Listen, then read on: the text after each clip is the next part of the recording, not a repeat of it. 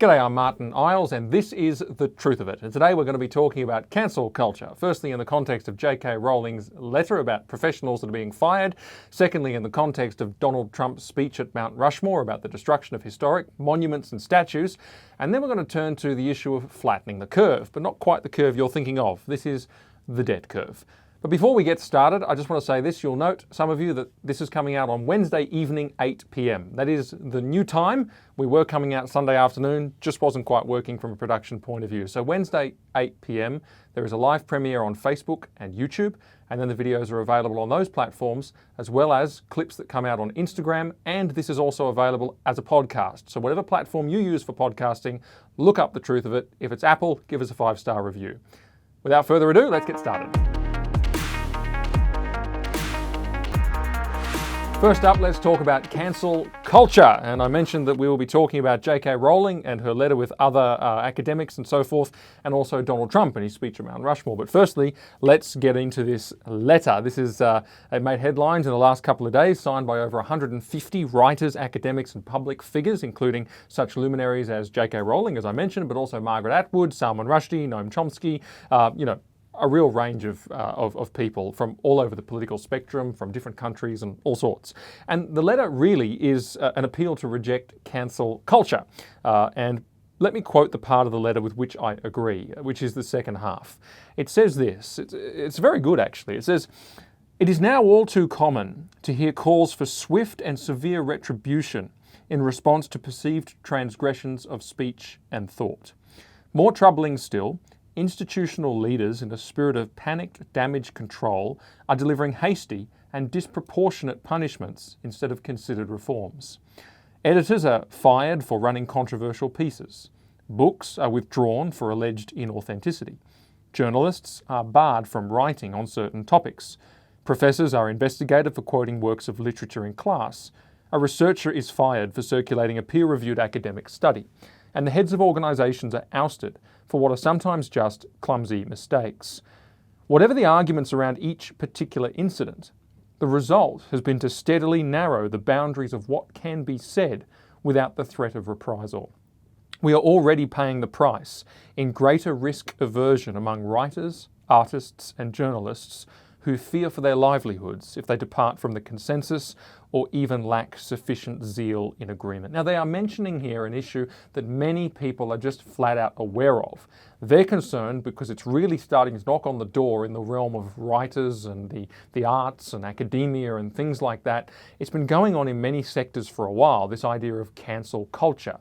That if somebody transgresses a narrow bandwidth of acceptable speech and thought, if they go outside it even once, even as they're saying here by accident in some cases, then there must be swift retribution. And that is in the form of, we say being cancelled, but, it is, for example, losing your job.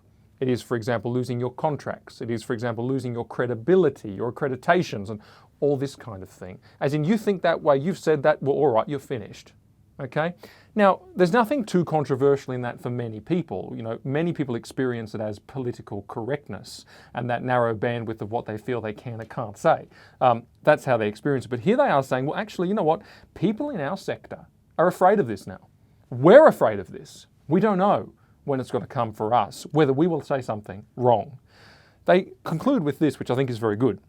It says, "This stifling atmosphere will ultimately harm the most vital causes of our time. The restriction of debate, whether by a repressive government or an intolerant society." That's a good point, It's not always a totalitarian government that can suppress speech and debate and thought and that kind of thing. It can be society. An intolerant society or sufficient intolerant people in positions of power in society or institutions that can do the job. It says it invariably hurts those who lack power and makes everyone less capable of democratic participation. They're saying it's a threat to democracy. I'm going to get to that in just a minute. And then they say the way to defeat bad ideas is by exposure, argument and persuasion, not by trying to silence or wish them away. So they're saying, look, cancel culture wants to get rid of certain ideas. It's going to fail at its own goal.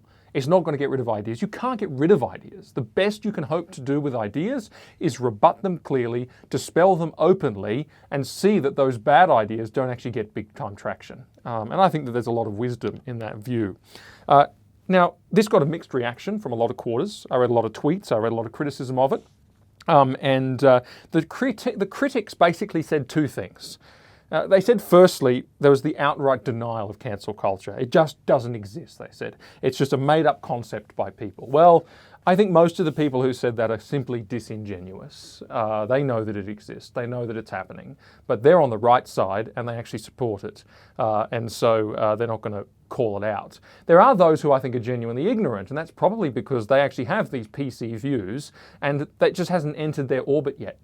But hey, you know, like I'll say in a minute, that was the case for someone like Germaine Greer. It was the case for J.K. Rowling, case for others who have suffered far worse fates. And then one day, wham, you realise that you're outside the permissible boundary. The second thing they said, so firstly, it doesn't exist. The second criticism was that these whiny people must be just whining because there's no fear for them. They have huge audiences. What are they complaining about? Well, you know, and this is one example. There's a tweet by Judd Legum, who's a political staffer and a journalist and whatnot in the US, and he says, "This letter perfectly illustrates my issue with the cancel culture trope. The signatories of this letter have bigger platforms and more resources than most other humans. They are not being silenced in any way." Well, actually, the way I see it is that these people, they're simply naming a rising trend, which will ultimately threaten their platforms. And indeed, it already does. It's knocking at the door. That is to say that their platforms are not yet taken away from them. But they have seen enough cases, they are astute enough to know that this trend is not going away. And this is for many of us with non-PC opinions, just the reality that we live in. We know this. There is nothing whatsoever even slightly offbeat about what's being said here. This is happening. Take my own country of Australia and where most of the viewers are from. Professor Peter Reid at James Cook University sacked for publishing a dissenting view on the condition of the Great Barrier Reef. Right? This idea that pushed against the climate change mantra. Or Israel Folau, the one with which I have the strongest personal connection, sacked by Rugby Australia. Why? Because he put a verse of scripture on his Instagram account, and this was some kind of statement of inclusion by Rugby Australia by excluding him and his religion. And he was, you know, one of their best players, if not their best, or Drew Pavlo in recent times at the University of Queensland, expelled. Why? Well, because of his pro-Hong Kong democracy protests and things like that, and that's been quite a shameful episode, actually. And these are alongside, those are the high-profile ones, the ones that have been famous or have happened to more famous people, especially in Izzy's case, but there's others that are less famous, and I could sit here and I could cite 4 dozen examples easily for you, which I might do in another video, actually, just to show you in the last few years how ordinary folks have been cancelled time and time again. You could look at Ian Shepherd, school teacher who was put under disciplinary proceedings for his opinions on same-sex marriage, or Jason Tay, a photographer who was hauled before a tribunal for sharing his faith with a client, or Byron and Kira Hordyke, who have been declined admission to the foster care system because of their Christian faith, or Dr. Jereth Cock, a general practitioner who was deregistered and still cannot practice medicine now for, oh gosh, must be a year just about, and there's no hope really for him at the moment, it seems, because of his conservative opinions online, deregistered as a doctor. Or Josh Lawless, a university student suspended for praying with a friend. I could keep going. I won't. But internationally, this is a big deal as well. I was just thinking of the passing of Sir Roger Scruton recently. He was a luminary. He was a man with tremendous academic pedigree, a guy who you'd think, you know, for heaven's sake, don't cancel him. You know, he's too important. Well, he faced that in his last days on this earth.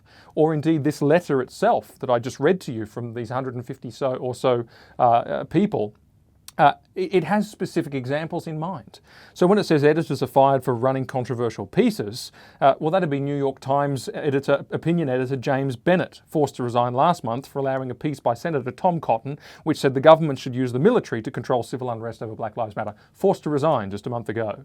Or they say books are withdrawn for alleged inauthenticity. Well, that's a reference to a novel, American Dirt, about illegal immigration by someone who was not an illegal immigrant, and therefore there was some kind of weird appropriation debate about that sort of thing, and that was a problem. Well, they weren't the same ethnicity of the immigrants or something like that. Anyway, you get the drift. There's a whole lot of examples in mind here. And this cancel culture is something that ordinary people just experience every day as political correctness. The restriction on what they feel they can and they cannot say, the culture in their workplaces which demands conformism, the sense of stifling. And you know, I hear people literally every day tell me about this. I'm approached in the street, I'm sent messages all the time.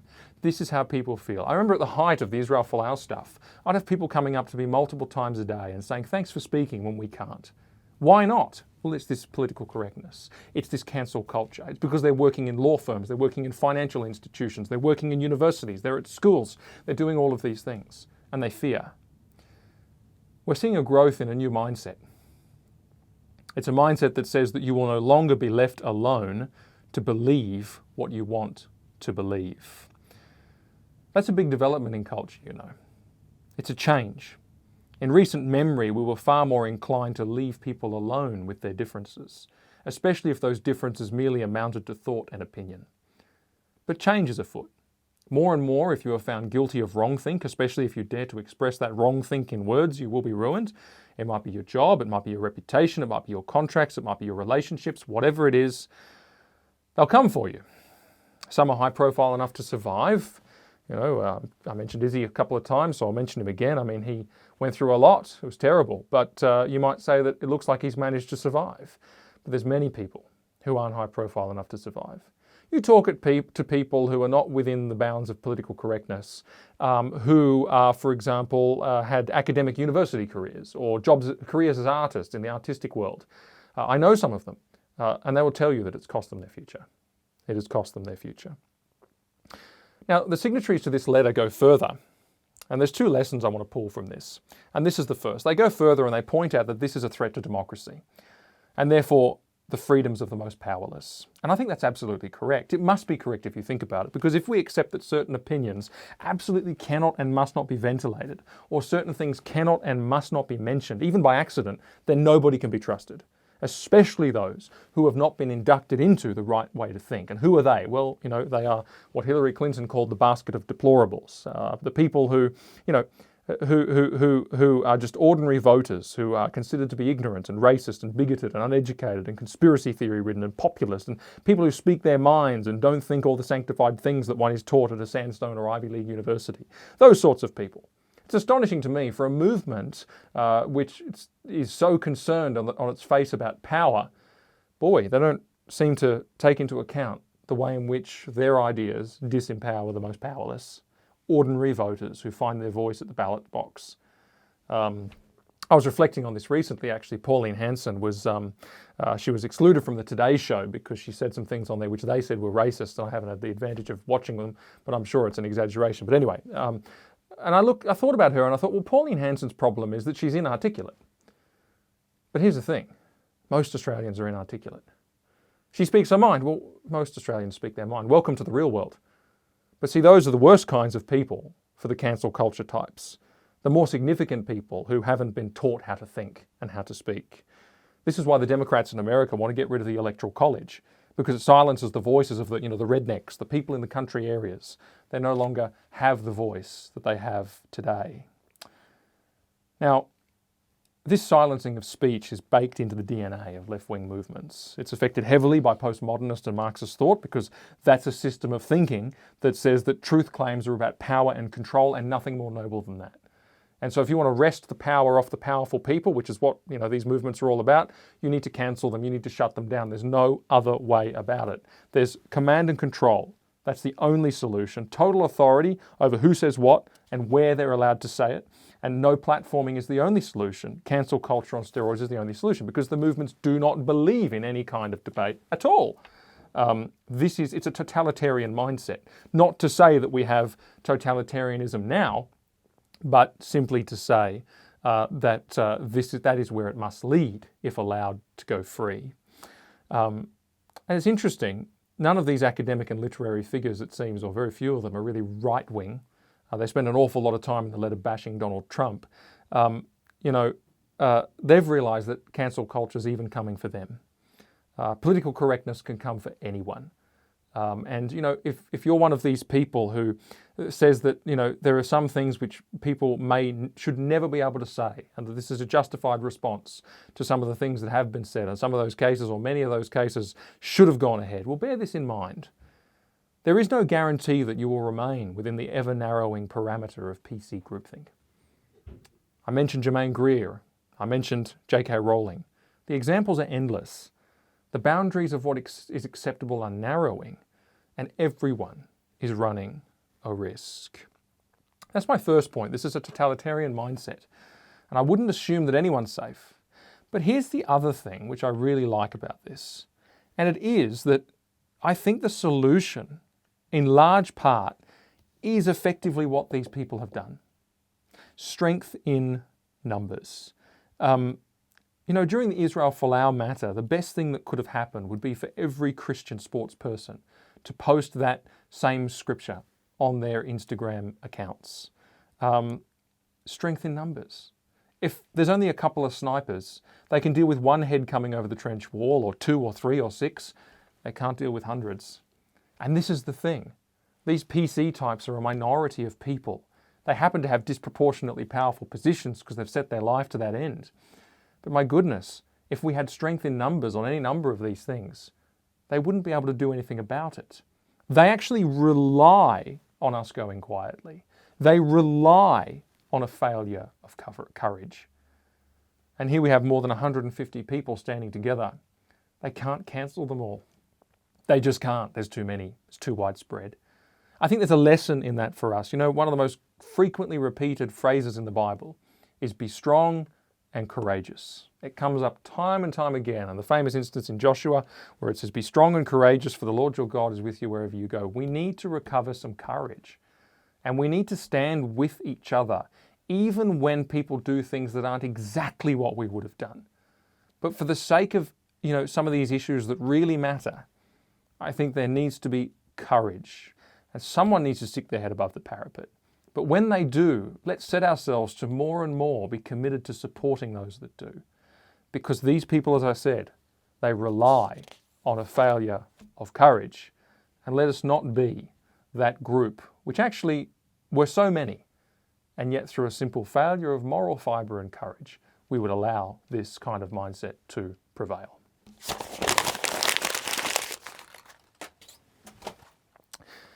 All right, secondly, I want to talk about Donald Trump's speech at Mount Rushmore as it relates to one of these key issues of cancel culture. There is a development in the cancel culture world. I talked before about people who are constantly losing their jobs and being discredited and losing their contracts and their academic accreditations and all that kind of stuff. But see, this is spreading. There's a development. And it's now moving, and some of you will have seen it. I think most of you will have seen it. It's moving into history. Cancel culture in history. We've seen a widespread phenomenon of tearing down statues, renaming institutions, the defacing of plaques and historic sites. It's been going on for a little while. I think back in 2015 there were calls to rename the Rhodes Scholarship and move the statue of Cecil Rhodes at Oxford University. This is a movement called Rhodes Must Fall. It's been going on for a few years now. It's probably on the brink of success. That's where, we started to see it come out. But this sort of thing is now more and more mainstream. The statue of Winston Churchill, for example, in Parliament Square in London in the last few weeks was famously totally encased in a protective box for the Black Lives Matter protests and some time thereafter. Or here in Australia, a statue of James Cook was surrounded by police officers during the Black Lives Matter protests in Hyde Park in Sydney. Or right across America, it's been really widespread in towns and cities in most states. Everyone from a statue of Christopher Columbus to Thomas Jefferson, even George Washington. Everything is fair game, it seems. A Wikipedia page set up to list the statues that have either been destroyed by protesters or vandalised or removed by authorities lists examples right across the West, including the US, the UK, New Zealand, South Africa, Belgium, etc. The question comes, what are we to make of all this? Well, I could talk a little bit about how the erasure of history is a feature of Marxist movements. It makes the tearing down of the present easier if the historical foundations on which the present is built are also gone. And they've been doing that for a while through the education system by completely failing to teach history. And now, of course, they're doing it through, the historical reminders that are all around us. I could go down that line, but I won't. Others will do that. I want to mention a couple of other things. The first thing I want to mention is Donald Trump's speech at Mount Rushmore. There was open speculation in the media that Mount Rushmore would be next, that Mount Rushmore would be vandalised or something like this. And so Donald Trump went to Mount Rushmore and he gave a speech there. The media described it as a very angry and divisive speech precisely because it was an excellent speech and they had to put their spin on it. And I'd encourage you to look it up. It's not particularly angry at all. It's actually it's a really good speech. I don't say that lightly. But he makes a very important point. This view of history, he points out, is mindless. It's ignorant. It's so monumentally out of touch with the true nature of things and the true nature of these people who have been commemorated in statues that it can only be said that it is a thoroughly ignorant movement. He says this, quote, all perspective is removed. Every virtue is obscured. Every motive is twisted. Every fact distorted. And every flaw is magnified until the history is purged and the record is disfigured beyond recognition. And I think he's right. To put a lens over the lives of these men or the periods in which they lived, and to purely extract the bad things that happened or were believed in the culture at the time with the benefit of our hindsight, I think is dishonest to history itself. It twists the truth about these times. Just like our own time, they were more complex. There was much good in these times, and there was great evil, just as there was in every age, including our own. And the point is that those who are born in dark times are to shine the light and stand for righteousness and do good. And they will always, as we do it imperfectly and always do it through imperfect lives. But these people, particularly if you focus on these 4 people at Mount Rushmore, did it far less imperfectly than many. Trump goes on to speak about these 4 guys, the 4 men commemorated on the mountain: George Washington, Thomas Jefferson, Abraham Lincoln, and Theodore Roosevelt. Of Washington, he notes, he was from a small volunteer force of citizen farmers, and from a small volunteer force of citizen farmers, he created the Continental Army out of nothing to take on the greatest military power of the world. And through 8 long years, through bitter winters, under-resourced to the point of having no boots on their feet, in the face of certain defeat, they prevailed. Then he returned to Mount Vernon as a private citizen, never claiming power. But he was requested to return to the Constitutional Convention in Philadelphia, and he was unanimously elected as president. And after his presidential term, his former adversary, King George, called him the greatest man of the age. Of Thomas Jefferson, he notes that he authored the Declaration of Independence at the age of just 33, one of the greatest documents of modern human history. He further drafted Virginia's Constitution. He wrote the Virginia Statute of Religious Freedom. That's the model for the First Amendment in the US Constitution today. And besides becoming Secretary of State, Vice President, and President, astonishingly, he was also an architect, an inventor, a diplomat, a scholar, and the founder of the University of Virginia, which remains a renowned academic institution to this day. Of Lincoln, he says, he's a self-taught country lawyer who grew up in a log cabin on the frontier in obscurity. He signed the law that built the Transcontinental Railroad and served as Commander-in-Chief of the war that extinguished the evil of slavery in America forever. He issued the Emancipation Proclamation, and he led the passage of the 13th Amendment to abolish slavery. His service ultimately cost him his life. He was assassinated on April the 15th, 1865, at the age of 56. Of Roosevelt, Trump notes this. He says he was a police commissioner of New York City, renowned for cleaning up corruption through his tenure. Then he became the governor of New York, then the vice president of the United States, then the president of the United States, all this, and he was only 42, the youngest US president in history.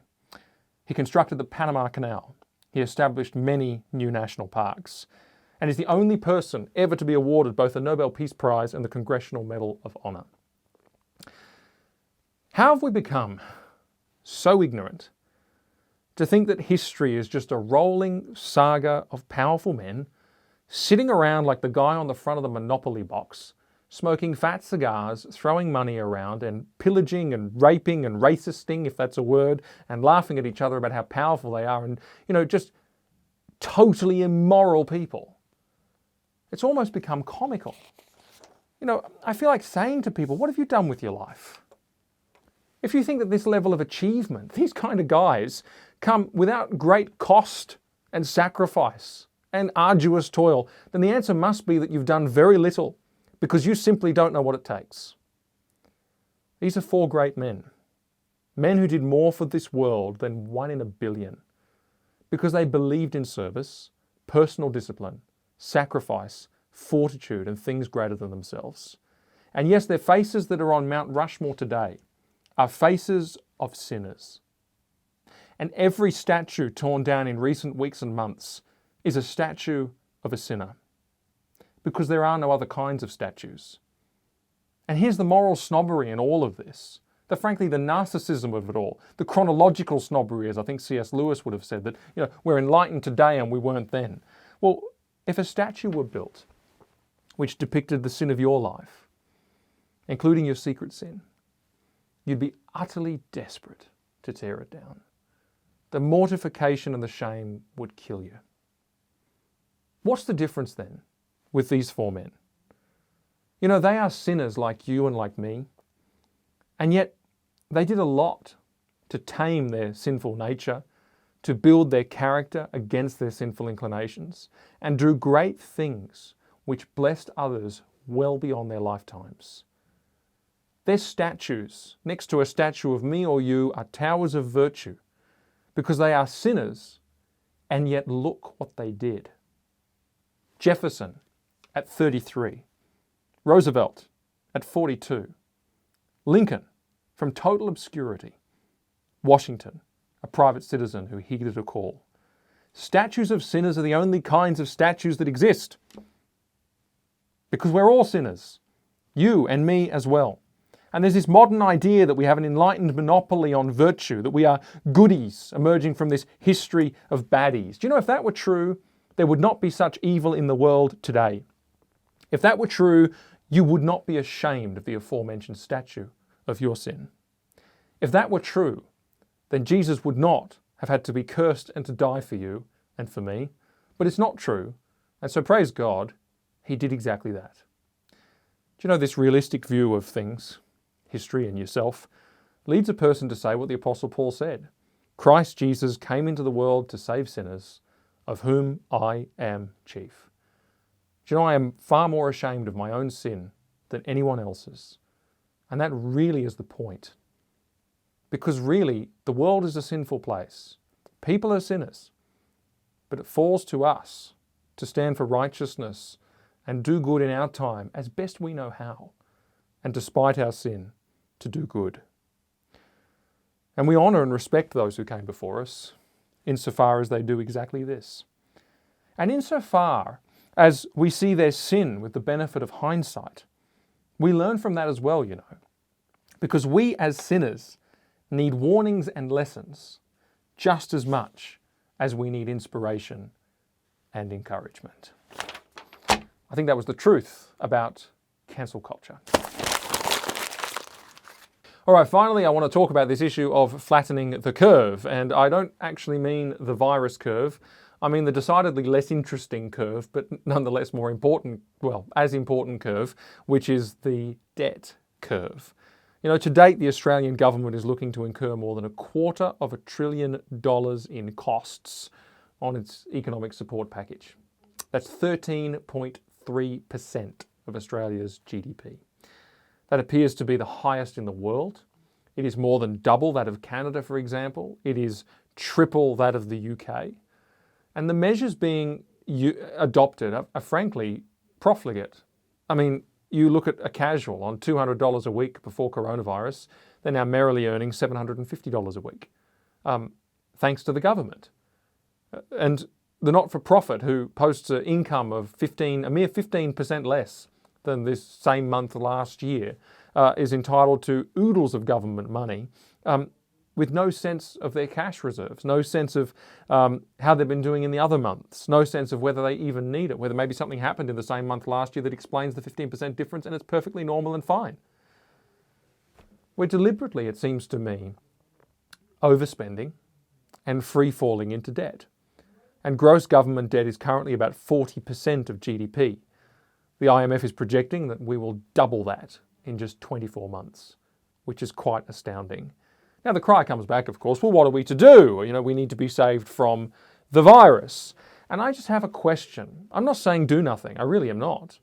But I do have a question, which is, at what point does the cure become worse than the disease? Business leaders have become openly critical about the approach to the economy. Australian Industry Group executive Ines Willox has said parochial state premiers are trying to outdo, outbid and outrace each other to smother any chance of economic recovery. Our responses to the health situation must be proportionate and logical, not hysterical and irrational. And he's saying basically this complete lockdown stuff is really doing more harm than we realise. And I think he does make a valid point. Could it be that we lose perspective? Let me put it this way.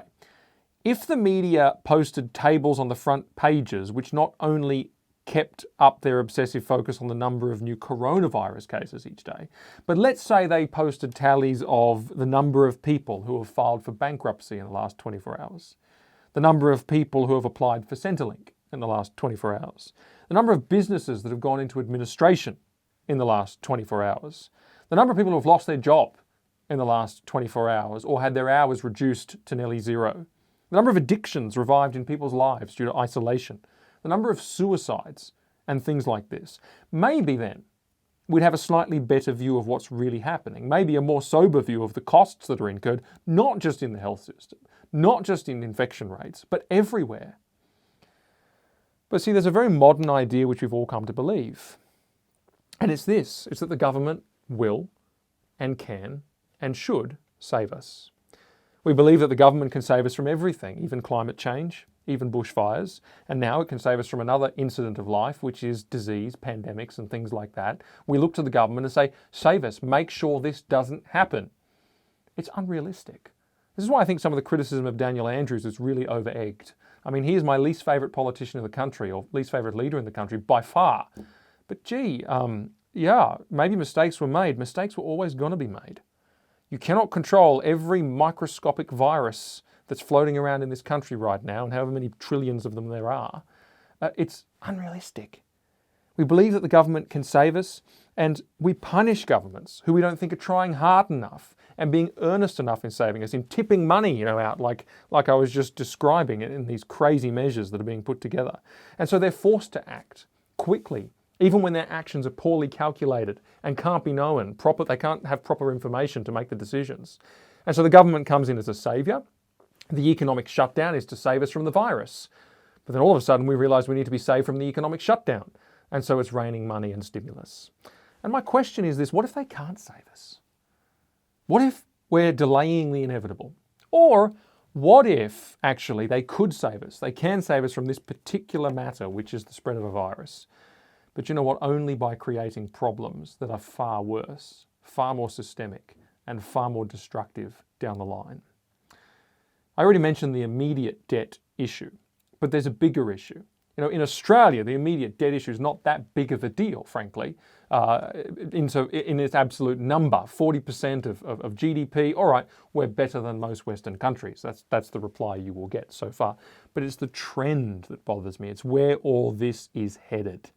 The 2008 global financial crisis struck, and Australia had uniquely posted a decade of budget surpluses, resulting in the repayment of all government debt.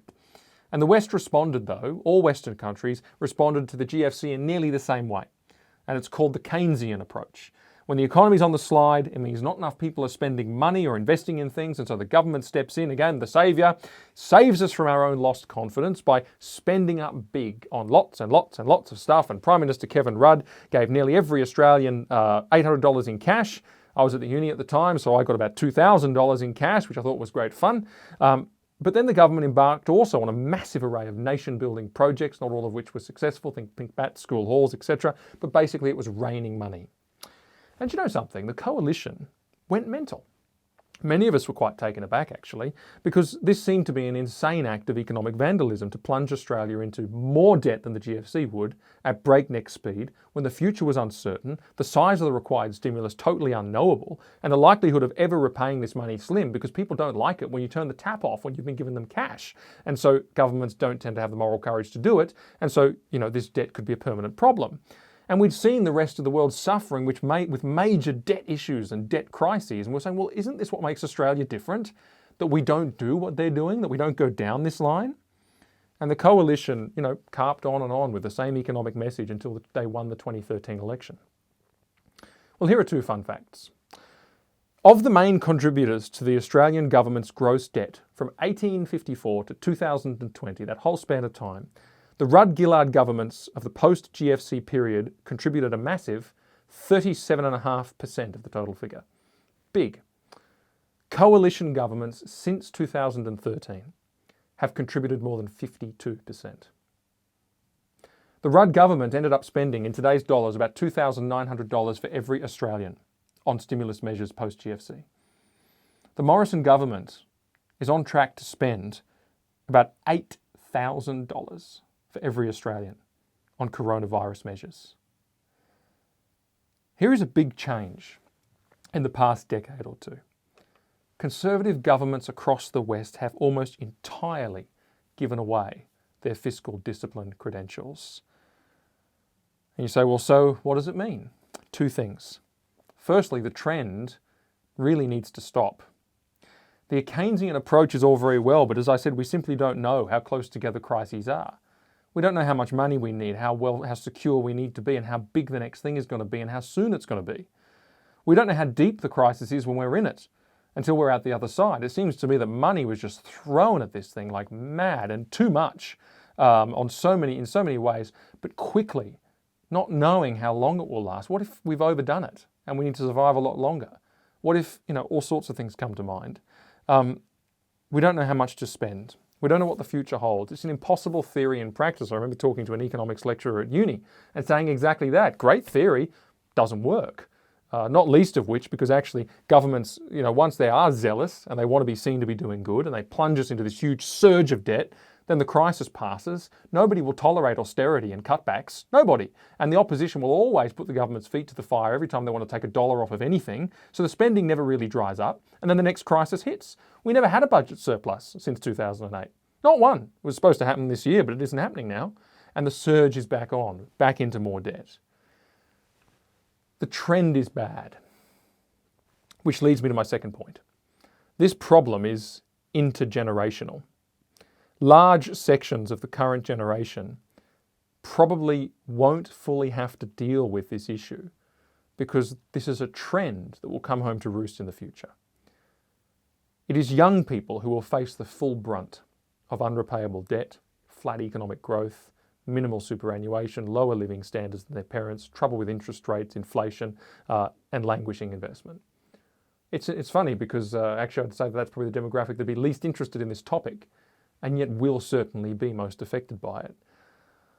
It's already the case that many young people, and surveys indicate this, don't have confidence that the future is secure. There's no hope in the system. And that's not for no reason. Some of the reasons for that are wrong, but some of them are actually okay. They're not bad. Because some are valid, and this is one. And the long-term integrity of the system looks to many flaky. And it's affecting the psychology of young people, their approach to life. Gone are the days when hard work, a mortgage, and 600 square metres of land held a nearly certain promise of a secure life. It just doesn't look like this system is going to give back in the same way. It's accelerating the youth's slide into ideologies that say the system is broken and that there's nothing in it for them.